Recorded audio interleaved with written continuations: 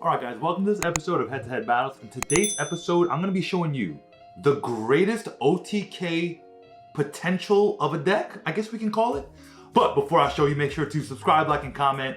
Hit that notification bell to join the squad. Also, we stream on Twitch every Sunday, Wednesday, and Friday at 7:30 p.m. EST. So be there or be someone who can't O.T.K. Also, if you haven't checked out the first episode of our late night TCG podcast, I will link it down in the description box down below. So open that up. We're gonna roll the intro and get straight into this deck profile. All right, guys. As soon as we make camera thing.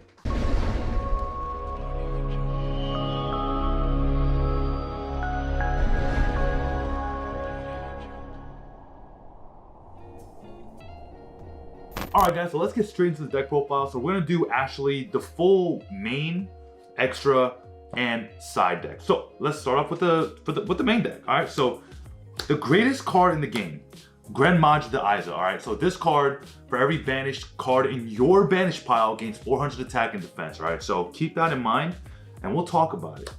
Next, we're playing 3 Eater of Millions. The reason this card is really good is, on attack declaration, it allows you to banish a monster, like banish the monster that you're attacking. So it doesn't matter what its attack is, because it's question mark, just like the Gren Maju, right? But this card is really good because, one, you can't Kaiju it. And I know that's really funny to say, but it's something that you really actually do need to keep in mind. And Eater of Millions is actually a problem card for a lot of decks, and they actually can't out it, all right? Next, we're playing triple Gizmek Orochi, the Serpentron Sky Slasher. Now, why is this card so good in this strategy, right? Because it's indirectly Gren Maju support, because you banish 8 to special summon itself. So that in itself already gives your Gren Maju 3200 attack, right? And Eater of Millions to special summon itself, you need to banish cards face down from your extra deck, which also helps with the Gren Maju strategy, right? Next, because our deck banishes day in and day out, we're playing 3 Necroface, okay? On normal summon, Necroface will shuffle back all of your banished cards back to the deck, and that goes for both players, right? And it gains 100 attack for every card shuffled back this way. So there are a lot of instances where you actually don't have enough cards in the deck to play. Necroface will help you out in the grind game, although we are playing an O.T.K deck, all right? Next, we're playing the best hand trap in the game, Dimension Shifter. Now, Dimension Shifter will literally end most combo decks' turns. And why is that, right? Most combo decks require their combo pieces in the graveyard to recur and float.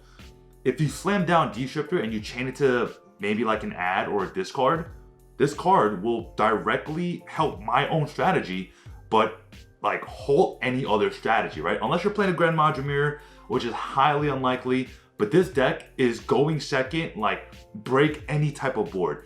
At the end of the video, I'm gonna post some replays on Dueling Book where we go through Pendulums, Rocks, and like all these combo boards and just destroy them, right?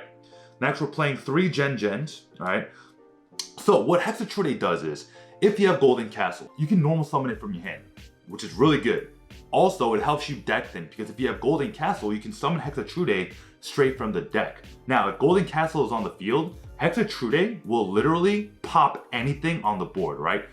And on top of that, if you resolve that effect, it can attack twice on monsters in the battle phase, and it will permanently gain 400 every time you run over a monster, and it's already at 2600, so it's a huge beater, right? Next, we're playing double Glyph the Phantom Bird. This is basically like our terraforming in the deck, because Glyph will search us Golden Castle of Strongbird, and that's generally the only effect you need to use it for, but it does have other effects, okay? Next, we are running a rank 8 package in Danger Bigfoot. Now, why is Danger Bigfoot so freaking good, right? Because you reveal it, if they hit it, you get to pop a face-up card, right? If they don't hit it, you get to special summon a 3000 body and draw. So it's kind of broken, right? And then you have Danger Thunderbird, which essentially is its opposite, right? If it gets discarded, you pop a set card.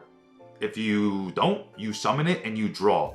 So already, like, you can understand where the break your board strategy is coming from, right? Because all your cards serve a purpose, right?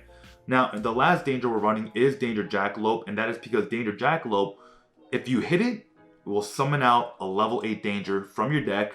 If not, you summon and draw. So technically speaking, if Danger Jackalope is the last card in hand, you can think of that as a level 8 summon. And I keep saying level 8s, but keep that in mind, okay?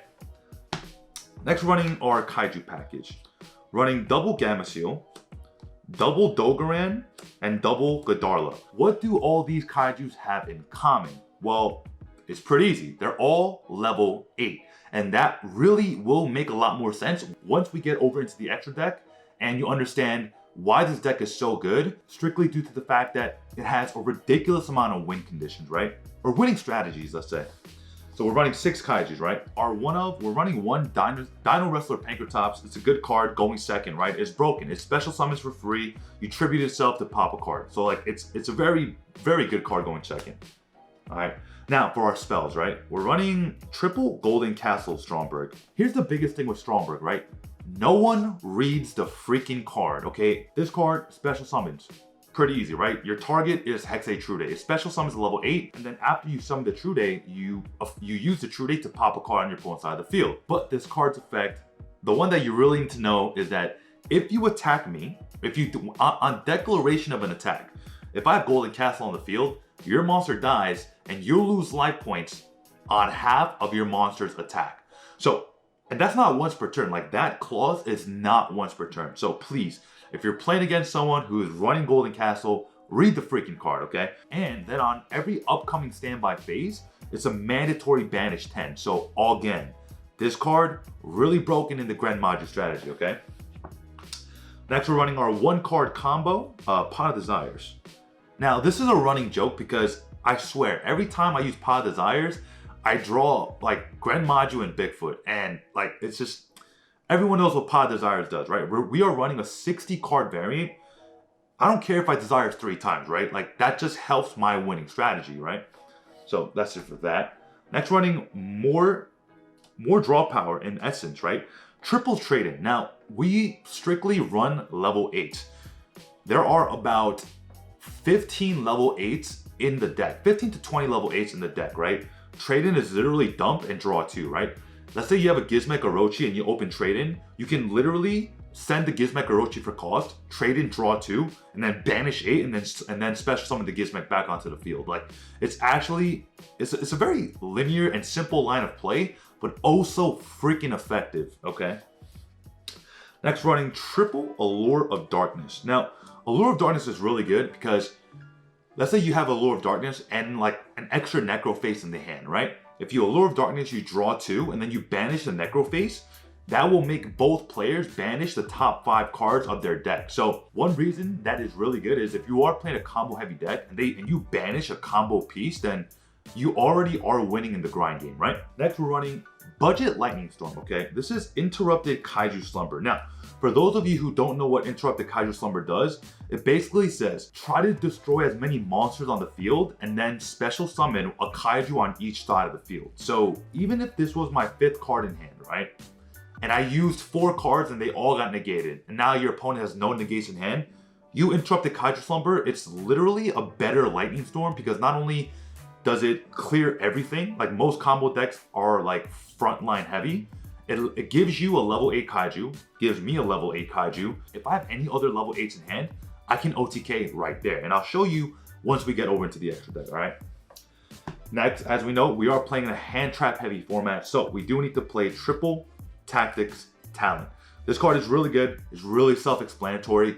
If your opponent during your main phase activates a monster effect, you can literally slam it down to draw 2, take a monster, or look at their hand and shuffle 1 back. Like, this card is really broken and really helps with this strategy, all right? Next, we're playing double Forbidden Droplet. Now, Forbidden Droplet isn't that good in this deck, but we are using it as like maybe a chain 3 in the hand, where it sometimes does come in handy because you don't have TTT, but you do have droplets. Yes, you would like to see the TTT a bit more, but droplet still kind of helps you push for that O.T.K, all right? All right, now, these next 2 spell cards, don't blame me for it. I swear it works. I'll have a replay of me playing Nim Nim and it resolving, all right? It's H Heated Heart. Now, what does this card do? It says, target 1 face-up monster you control, and until the end phase, it gains 500 attack, but it also does piercing damage. What you have to know in 2020 is Lightning Storm is a card, and a lot of players play around Lightning Storm. How do you play around Lightning Storm? Well, Lightning Storm only clears monsters in attack position, right? So most players going first will have a lot of their monsters in defense position. I'm an O.T.K deck, okay? I barely play past turn 2. For that not to happen, I can't crash into a defense monster and deal 0 damage, right? I just can't do that because I'm gonna lose. I mean, like, that's a fact. And sometimes their monsters are too big and the disparity in damage and life points might not always work out in my favor. So what H-Heated Heart does, right? So think of this scenario with me, right? They have a driver and Gamma on the field. Driver has 0 defense. You make something that does 9,000 damage. Heated Heart, you're doing 9,500 damage, and that's an O.T.K, all right? So don't flame me too much, but comment down below if H-Heated Heart is maybe something you would use. And the last 4 cards are Triple, Infinite Impermanence, and Monster Reborn. The Monster Reborn, I know it's a 1-of, but it's just a really broken card, and if it was a 3-of, I think everyone would be playing 3 of it. Infinite Impermanence is something that we would like to see in our opening hand alongside a Kaiju, right? Because strictly speaking, if we can imperm something and then Kaiju something on top of that, their board is already pretty much broken, and it's mostly monster negates anyways. So if you want like Interrupted Kaiju Slumber to resolve, all you have to do is Kaiju the Borreload Savage Dragon and then imperm the Herald, or whichever way you would like to do it. And generally, like, you'll see it in the replays, like it comes up often, right? Now, over to our very spicy extra deck, okay? Now, in our extra deck, it's very Xyz heavy, but at the same time, we do want to use our extra deck to kind of play around the meta today, all right? So, essentially, we're playing one Numeron Dragon. Numeron Dragon is a card you cheat out with Dragooblion, right? And so, Dragooblion is a really strong card in the sense that it can cheat out a number dragon monster, right? So, it's either this monster or Neo Galaxy Eyes Tachyon Dragon. Now, all these cards are actually really broken, and both of these do come up like all the time because no one is expecting you to draw 1 Maju and you have 3 of them, but you run a 60 card deck. But this deck has so much draw power, you always kind of end up seeing the Maju. But if you don't, this is your secondary winning strategy, right? To use Dragooblion to cheat out your big ass O.T.K monsters. In that sense, you would overlay the number C107 with number 107 Galaxy Tachyon Dragon. And then for Numeron Dragon, I would generally overlay with number 38 Hope Harbinger. But there are also times where Hope Harbinger also comes in handy, right? We're playing 1 Dingirsu. That Send and Protect is like a little bit too broken. I know your extra deck is tight, but sometimes you do need that Send, all right? Next, we're playing 1 Galaxy Eyes Photon Lord. It's a good monster negate, 3,000 defense body on the board. It's a really good card, right? We're playing 1 Sanafon. A lot of decks do special summon from the graveyard, and Sanafon will basically say, you can't, all right? We are playing 1 Mechaba and 1 Nova, and I want you to think of the Sanafon as an Entis. I'm gonna have Entis overlaid over here, but generally speaking, when you are playing against Dogmatica and they're sending cards with Maximus, you can send the Entis and the Nova, and then you get to pop with the Entis, and then Nova will summon you out your own Mechaba. So that's a really broken linear combo. See if you have these cards in your bulk, because you definitely do, all right? Next, we are playing number 1, 2, and 3 with Zexal and Megaclops. And you're wondering, like, why are you playing this? Like, you don't even have anything to use it with. Well, let me show you what we have in the side deck, all right? So our side deck is something you would call a smoke screen. Now, when people know that you have a very powerful going second deck, they're gonna wanna make you go first. So what do? You side in the sauce, all right? You're gonna be siding in triple Numeron Wall, triple Calling, and triple Network, all right? And basically, we're talking about 15 cards that are now shifting into your main deck.